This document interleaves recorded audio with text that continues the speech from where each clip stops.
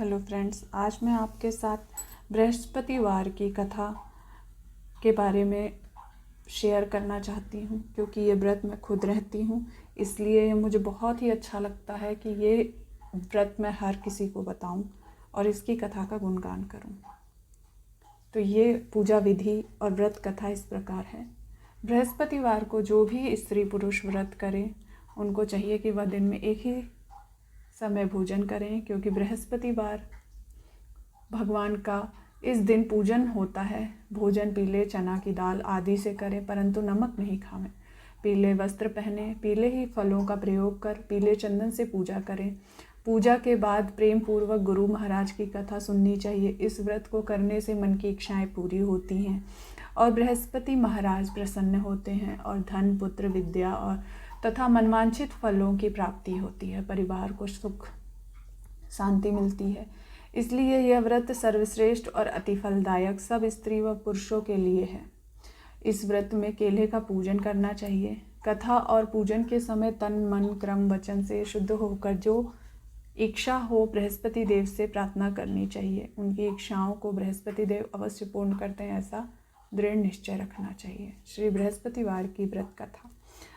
भारतवर्ष में एक राजा राज्य करता था। वह बड़ प्रतापी और दानी था। वह नित्य गरीबों और ब्राह्मणों की सहायता करता था।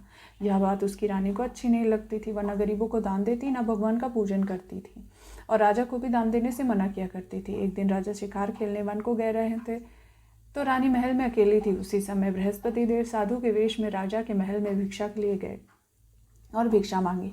रानी ने भिक्षा देने से इनकार किया और कहा, हे साधु महाराज, मैं तो दान पुण्य से तंग आ गई हूँ। मेरा पति तो सारा धन लुटाता रहता है। मेरी इच्छा है कि हमारा धन नष्ट हो जाए, न फिर रहेगा बांस न बजेगी बांसुरी। साधु ने कहा, हे देवी, तुम बड़ी अजीब हो। धन संतान तो सभी चाहते हैं, पुत्र और लक्ष्मी तो पापी के घर में भी होने चाहिए। यदि तुम्हारे पास अधिक धन है तो भूखों को भोजन दो, प्यासों के लिए प्याऊ बनवाओ, मुसाफिरों के लिए धर्मशालाएं खुलवा दो। जो निर्धन अपनी कुमारी कन्याओं का विवाह नहीं कर सकते, उनका विवाह करा दो। ऐसे और कई काम हैं जिनके करने से तुम्हारा यश परलोक में फैलेगा। परंतु रानी पर उपदेश का कोई प्रभाव न पड़ा। वह बोली, महाराज, आप मुझे कुछ न समझाएं। मैं ऐसा धन नहीं चाहती जो हर जगह बांटती फिरूं। साधु ने उत्तर दिया, यदि तुम्हारी ऐसी इच्छा तो तथास्तु। तुम ऐसा करना कि बृहस्पतिवार को घर लीपकर पीली मिट्टी से अपना सिर धोकर स्नान करना, भट्टी चढ़ाकर कपड़े धोना। ऐसा करने से आपका सारा धन नष्ट हो जाएगा। इतना कहकर वह साधु महाराज वहां से अलोप हो गए। जैसा वह साधु कहकर गया था, रानी ने वैसा ही किया। 6 बृहस्पतिवार बीते थे कि उनका समस्त धन नष्ट हो गया। भोजन के लिए दोनों तरसने लगे और सांसारिक भोगों से दुखी रहने लगे। तब राजा रानी से कहने लगा, तुम यहाँ पर रहो, मैं दूसरे देश जाऊं, क्योंकि यहाँ पर सभी मनुष्य जानते हैं, इसलिए कोई कार्य नहीं कर सकता। देश चोरी परदेश भिक्षा बराबर है। ऐसा कहकर राजा परदेश चला गया। वहां जंगल को जाता और लकड़ी काट कर लाता और शहर में बेचता। इस तरह जीवन व्यतीत करने लगा। एक दिन दुखी होकर जंगल में एक पेड़ के नीचे आसन जमाकर बैठ गया।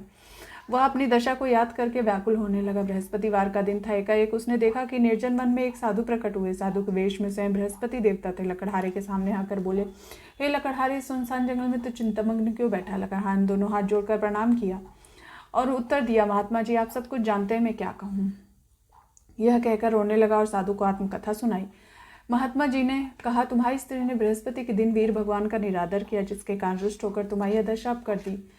अब तुम चिंता को दूर करके मेरे कहने पर चलो, तुम्हारे सब कष्ट दूर हो जाएंगे। भगवान पहले से भी अधिक संपत्ति देंगे। तुम बृहस्पति के दिन कथा किया करो। 2 पैसे के चने मुनक्के मंगाकर उनका प्रसाद बनाओ और शुद्ध जल में लोटे में शक्कर मिलाकर अमृत तैयार करो। कथा के पश्चात अपने सारे परिवार वाले, सुनने वाले, प्रेमियों और अमृत व प्रसाद बांटकर आप भी ग्रहण किया करो। ऐसा करने से भगवान तुम्हारी सब मनोकामनाएं पूरी करेंगे। साधु के ऐसे वचन सुनकर लकड़हारा बोला, हे प्रभु, मुझे लकड़ी बेचकर इतना पैसा नहीं मिलता जिससे भोजन के उपरांत कुछ बचा सकूं। मैंने रात्रि में अपनी स्त्री को व्याकुल देखा है। मेरे पास कुछ भी नहीं है जिससे उसकी खबर मंगा सकूं। साधु ने कहा, हे लकड़हारे, तुम किसी बात की चिंता मत करो। बृहस्पति के दिन रोजाना की तरह लकड़ियां लेकर शहर को जाओ। तुमसे रोज से दुगना धन प्राप्त होगा, जिससे तुम भली भांति भोजन कर लोगे। तब बृहस्पति देव की पूजा का सामान भी आ जाएगा।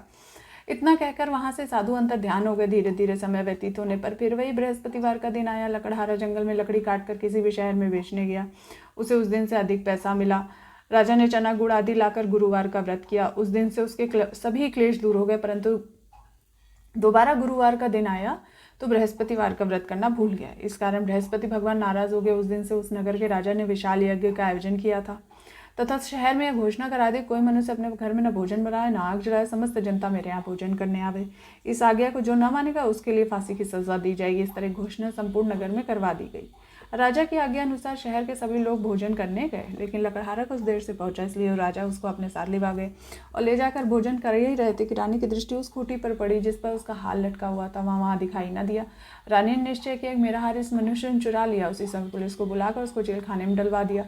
लकड़हारा जब जेल खाने में पड़ गया तो बहुत दुखी होकर विचार करने लगा कि न जाने कौन से पूर्व जन्म के कर्म है जो मुझे यह दुख प्राप्त हुआ, और उसी साधु को याद करने लगा जो कि जंगल में मिला था। और वह साधु उसी वक्त प्रकट हुए।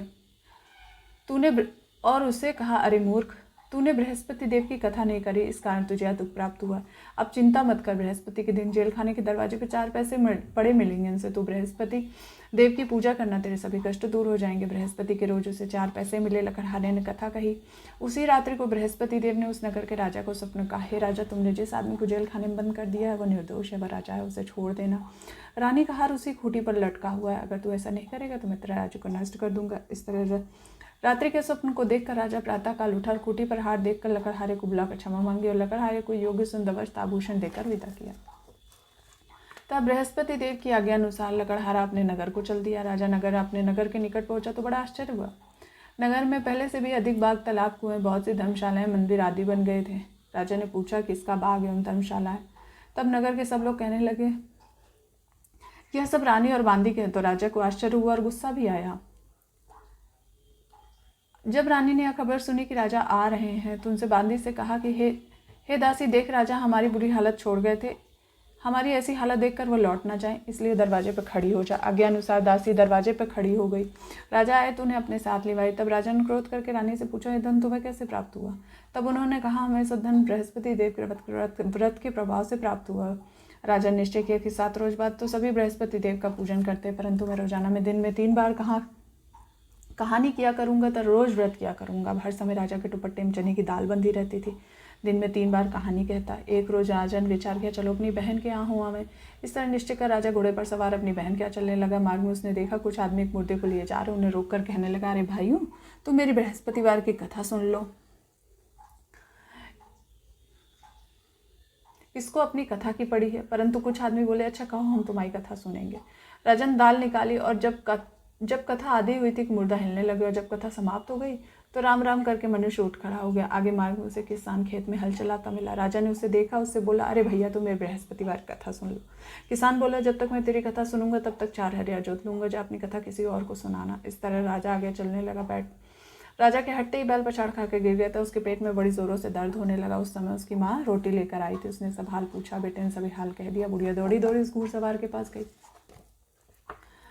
और बोली, हे बेटा, तुम अपनी कथा मेरे खेत पे ही चलकर कहना। राजा ने बुढ़िया खेत पे जाकर कथा कही, जिसको सुनते हुए बैल उठ खड़े थे। किसान के पेट का दर्द भी बंद हो गया।